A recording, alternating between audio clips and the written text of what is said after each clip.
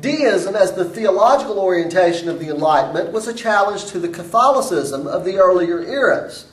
I'm using the term Catholicism here in the Greek sense to denote the universal traditional teachings of the Christian Church concerning divine revelation and divine intervention. Deism was a movement or system of thought advocating natural religion based on human reason rather than divine revelation, emphasizing morality, and in the 18th century denying the interference of God with the laws of nature. Deism is sometimes referred to as the clockmaker model of God. The clockmaker builds the gears and all of the elaborate machinery of the clock, then taps the pendulum into motion and the clock runs on its own, keeping time. The clockmaker doesn't need to continuously stick his finger into the works to keep the clock working. If he did, it would be a pretty poor creation. The deist philosophers had a similar notion of creation. When God created the universe, He set into motion certain immutable laws of nature, including physical laws. Recall that this is the age of Newton and the development of the laws of motion.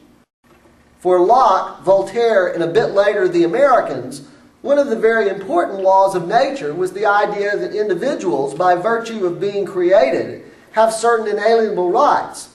As Jefferson writes in the Declaration of Independence, among these are life, liberty, and the pursuit of happiness. These rights are inalienable in that they are an integral part of being a human being, and individuals cannot be arbitrarily separated from their rights. The American founders were deists, and whether or not they were believers in the mystical aspects of Christianity is beside the point for us here. Thomas Jefferson in particular believed that Christ was a good moral philosopher and the moral teachings of Christianity should be followed, but had some real reservations about the deity of Christ, whether Christ was God become man. For example, Jefferson rewrote the New Testament, deleting all references to the deity and miracles of Christ. Jefferson was vilified by many of his contemporaries for his beliefs. Jefferson's agnosticism aside, the important point is that Jefferson and the other American founders were thoroughly committed to the Enlightenment ideals concerning the laws of nature. A reading of just the first two paragraphs of the Declaration of Independence makes this perfectly clear. Jefferson refers to the laws of nature, nature's God, and their creator.